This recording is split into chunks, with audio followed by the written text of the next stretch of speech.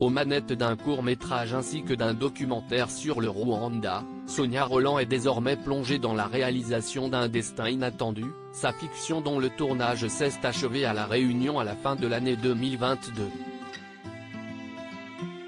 Tandis qu'elle poursuit son travail sur cette œuvre, elle a accordé du temps au journal Le Monde pour revenir sur son riche parcours. Inévitablement, elle aborde une période particulière, son sacre en tant que Miss France. En 1999, elle est couronnée reine de beauté de France, devenant au passage la première femme d'origine métisse à remporter ce titre. Sa mère est en effet du Rwanda, fuyant le pays à l'heure du génocide, tandis que son père vient du Béarn. À la fin de son année de règne, Sonia Rolland a pu discuter avec une icône française, dont elle se souvient parfaitement des paroles. Qu'allez-vous faire maintenant ? Lui a demandé Alain Delon, président d'honneur du comité Miss France à l'époque, lorsque Sonia Rolland remet à sa successeuse son titre.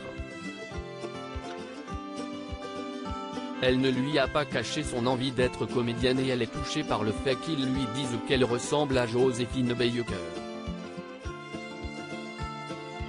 Toutefois, la star veut la préparer à ce qui pourra l'attendre, cela ne va pas être facile. D'abord, vous avez été Miss France et le monde du cinéma ne l'acceptera jamais. En plus, vous êtes métisse. Si vous étiez noir, ça serait déjà très compliqué, mais peut-être plus simple. Sonia Rolland, maîtresse de son destin, des remarques que Sonia Rolland, 42 ans, garde bien en mémoire. Comme elle en avait manifesté le désir, elle a cessé de lancer comme actrice et a d'ailleurs incarné pour Woody Allen la mythique Joséphine Baker dans Minuit à Paris. Alain Delon a eu du flair. Puis, si est-il dans la peau de Léa Parker pour le petit écran que l'ancienne Miss fait des éclats, ou plus récemment dans Tropique Criminel qui cartonne sur France 2.